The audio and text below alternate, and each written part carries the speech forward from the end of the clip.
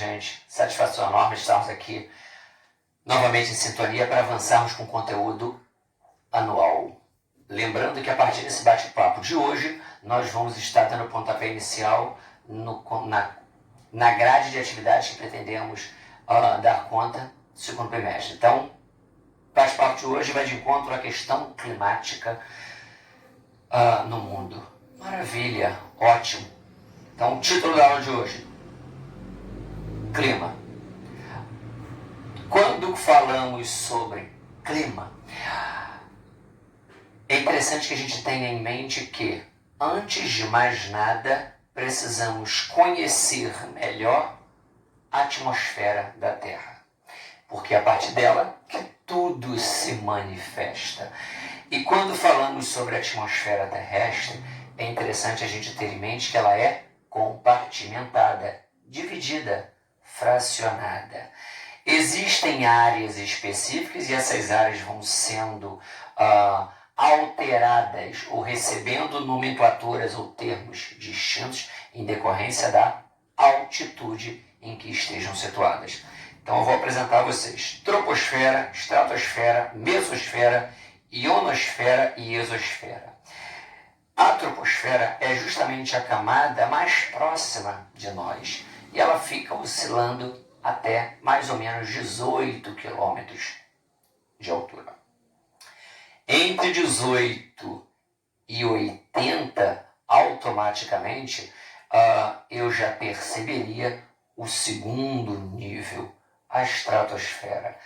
De 80 a 300, a mesosfera. De 300 a 600, a ionosfera. Acima de 600 quilômetros, eu teria a exosfera. Então, nós vamos nos prender, nesse primeiro momento, inicialmente as duas que eu passei a vocês. Troposfera, por quê? Porque é justamente nessa porção da atmosfera que os eventos meteorológicos acontecem. As chuvas, os ventos, os raios, ótimo. A gente percebe que a outra tem também relevância, porque é justamente na outra camada, a estratosfera, por exemplo, fica situada a camada de ozônio. Camada essa responsável por filtrar os raios ultravioletas provenientes do Sol e que são responsáveis por grandes prejuízos à qualidade de vida de alguns seres humanos. Por quê? Porque se a pessoa ficar exposta intensamente aos raios solares, não utilizando alguns protetores, alguns filtros solares, essa camada que é responsável por filtrar os raios ultravioletas, UVA, UVB, ultravioleta do tipo A, ultravioleta do tipo B, ela, por conta de estar sofrendo ataques decorrentes de gases específicos que atendem pelo nome de clorofluorcarbonetos, nem vamos entrar no mérito agora, mas como esses gases estão destruindo a camada de ozônio, ela não está conseguindo filtrar os raios provenientes do Sol. E eles chegam à superfície terrestre, podem nos atingir de forma direta e automaticamente acarretar prejuízos à qualidade de vida, trazendo uma série de doenças de pele, inclusive o câncer. Ótimo. Então, existem outras camadas, na ionosfera, por exemplo, que é as ondas de rádio. A gente tem uma internet, a gente tem uma TV e automaticamente existem satélites que fazem essa transmissão. É na ionosfera que essas ondas se deslocam. Então, várias camadas apresentam funções específicas, mas vamos nos prender primordialmente à primeira, porque ela vai de encontro, nos dá suporte ao título da aula de hoje: climas. E nesse propósito eu vou apresentar a vocês, primeira parte, compartimentamos a atmosfera. Atmosfera, tópico 1. Partes constituintes. Eu apresentei a tropo, a estrato, a meso, a iono e a exosfera. Troposfera, estratosfera, mesosfera, ionosfera e exosfera. Ótimo. Agora, eu gostaria de, abaixo dessas informações, que vocês colocassem o tópico 2. Tópico 2. Diferença entre tempo e clima. Bom, eu vou passar passar a vocês essas informações através de uma analogia. Vamos imaginar que eu estivesse, sempre eu vou para a sala de aula, muito sorridente, muito alegre, brincando com vocês, passando muitas atividades. Ótimo. Então, como eu esteves assim? Mas vamos imaginar que de repente eu chegasse lá, poucas palavras, meio pensativo, meio reflexivo, cabeça baixa. Esteves, posso beber água? Vai lá. Esteves, posso ir ao banheiro?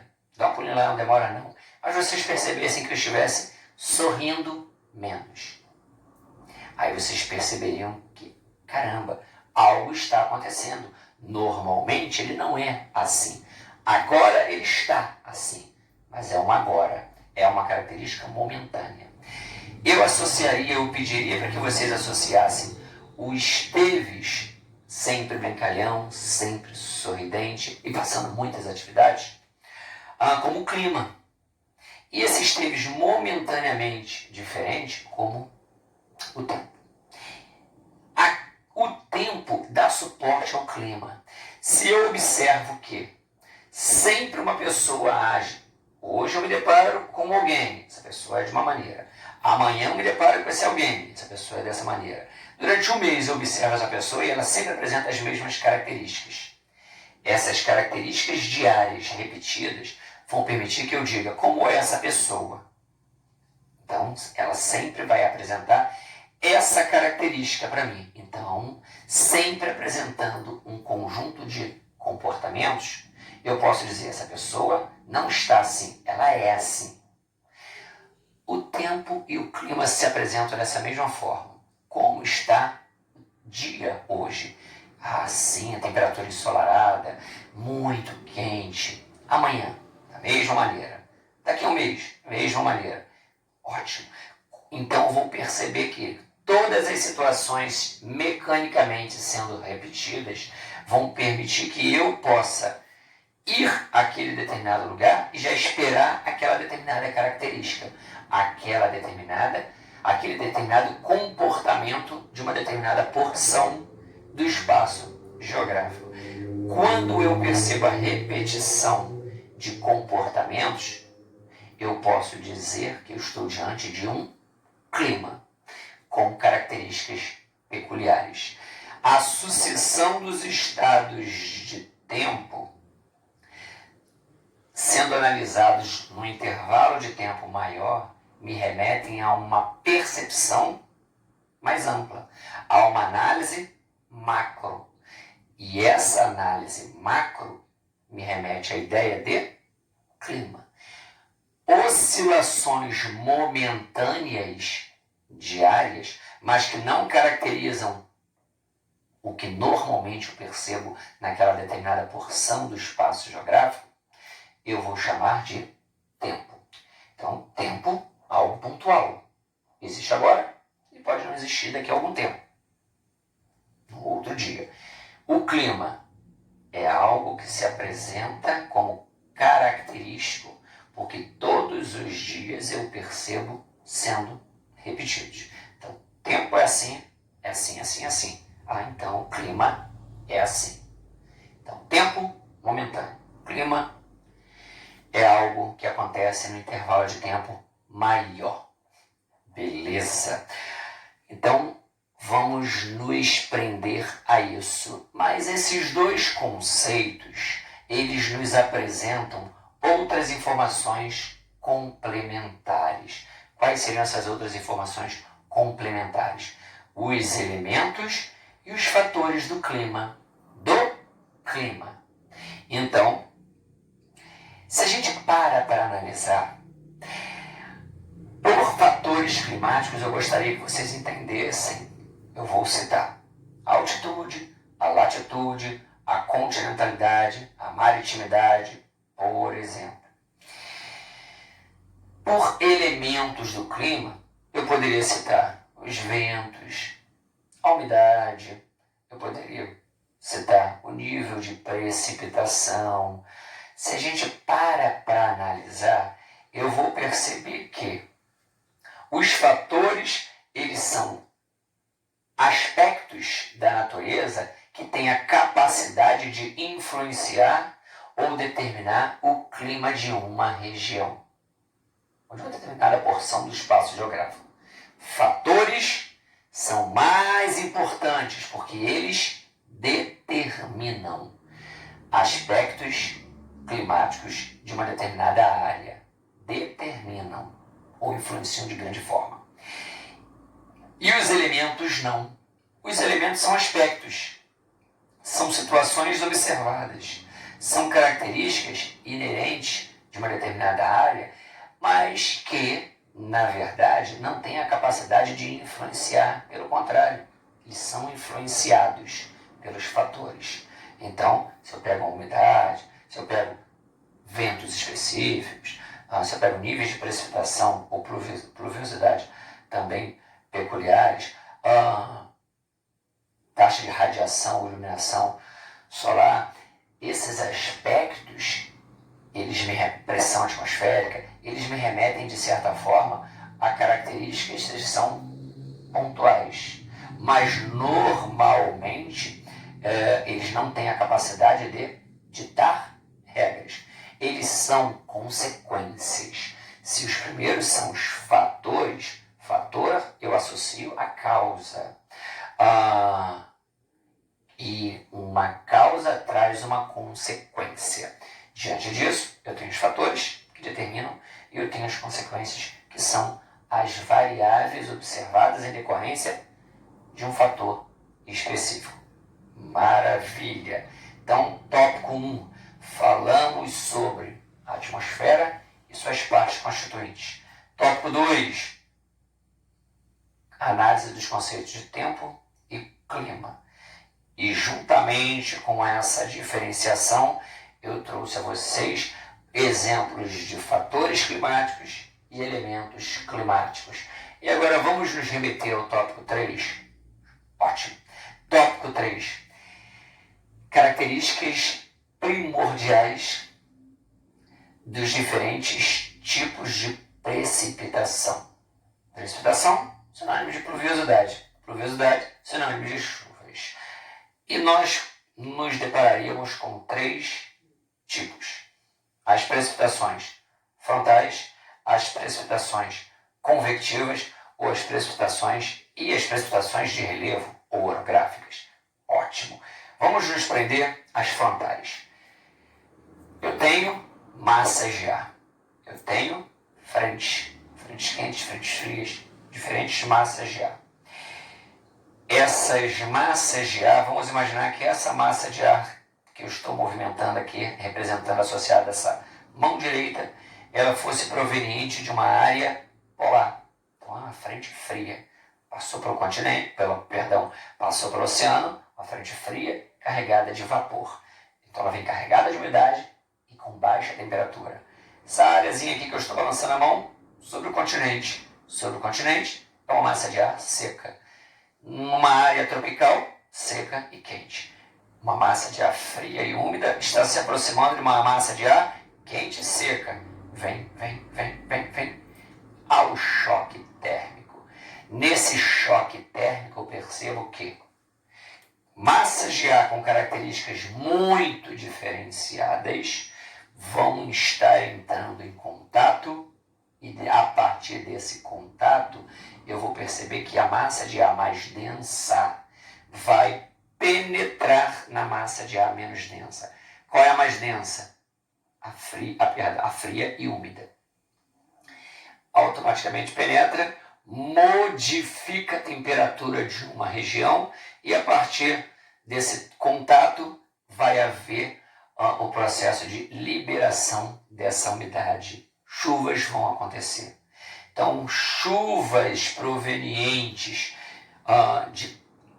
do encontro de diferentes massas de ar, elas vão acarretar sensíveis alterações térmicas numa determinada porção do espaço geográfico. Então, quando a gente observa, está se aproximando uma frente fria, deve chegar ao Rio de Janeiro, simbolicamente.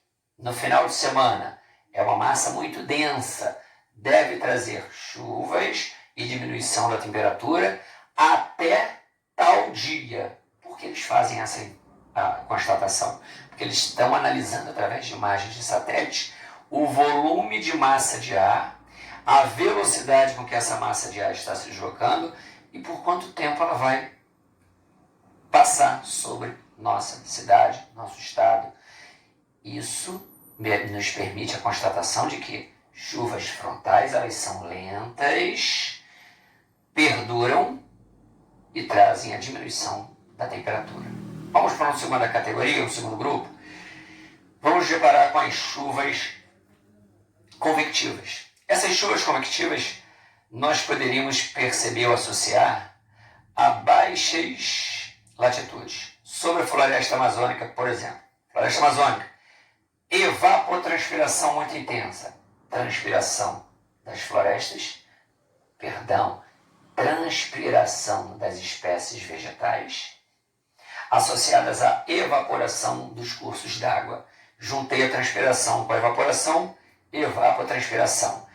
O vapor d'água ascendeu, subiu, chega numa determinada altitude na troposfera, vai haver o processo de formação de nuvens, condensação e precipitação, e as chuvas vão acontecer. Acontecem, pronto. Passado o período de chuva, choveu, o sol volta a aparecer. Joga para cá, onde nós estamos. Estamos no meio da floresta amazônica? Não. Intensa evaporação de corpos hídricos e de florestas, ou seja, espécies vegetais? Não. Mas existem dias no verão em que o calor é tão intenso que há uma evaporação, associada à nossa transpiração, é claro, tão gigantesca que às vezes pessoas com mais idade até falam: está tão quente hoje que provavelmente no final do dia deve chover. E isso acontece, respeitando as proporções de uma maneira relativamente próxima ao primeiro episódio que eu citei para vocês sobre a floresta amazônica, uma área de baixa latitude, dotada de vasta cobertura vegetal e uma multiplicidade de corpos hídricos ou cursos fluviais. Ótimo, uma rede, uma bacia de drenagem muito entrelaçada, que permite uma intensa evaporação. Então, joga para a nossa realidade. Calor intenso, muita evaporação, formam nuvens, essas nuvens se precipitam e daqui a alguns minutos o sol volta a aparecer. Se na chuva frontal o deslocamento ele é horizontal, com as chuvas convectivas, o deslocamento ele é vertical. Chuvas rápidas, passageiras, momentâneas e não culminam na diminuição da temperatura. Vamos para um terceiro tipo, chuvas orográficas ou de relevo. Tem uma montanha, oceano, massas de ar estão vindo, se deparam com o lado da montanha voltado para o mar. Isso recebe o nome técnico, Esteves? Sim. Vertente barlavento. É o lado da montanha voltado para o oceano. E o lado voltado para o continente tem o nome, Esteves? Sim. Vertente sotavento. Então vem as nuvens e se deparam com essa vertente barlavento. Há um impacto, há um choque térmico, há a liberação de umidade. Chuvas orográficas ou de relevo. Chove bastante nesse lado da montanha. Choveu, a nuvem ficou mais leve, menos densa, ganha altitude, transpassa a montanha. Já chega a vertente sotavento e as demais porções continentais mais seca. Pode chover, vai chover bem menos. Às vezes nem consegue chover. Então, tópico 3, características primordiais dos principais tipos de precipitação. Falamos sobre as precipitações frontais, vimos as consequências que elas acarretam. Falamos sobre as precipitações convectivas, vimos as consequências que elas acarretam. Vimos que as convectivas também podem não ocorrer em baixas latitudes, chamadas chuvas de verão, qualquer ponto onde o calor seja muito intenso. E falamos sobre as chuvas orográficas ou de relevo. Gente, recapitulando, título da aula de hoje, climas.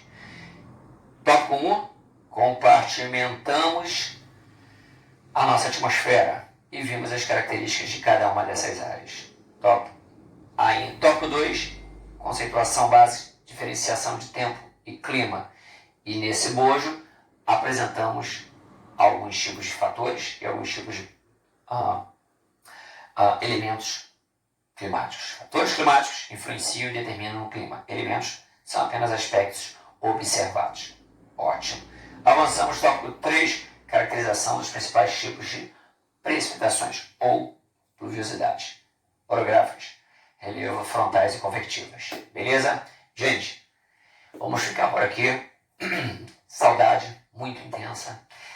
Vocês vão se deparar com algumas atividades mais à frente que vão permitir um maior entendimento, uma maior compreensão e a gente vai se falando por aqui. Beleza? Forte abraço. Até mais.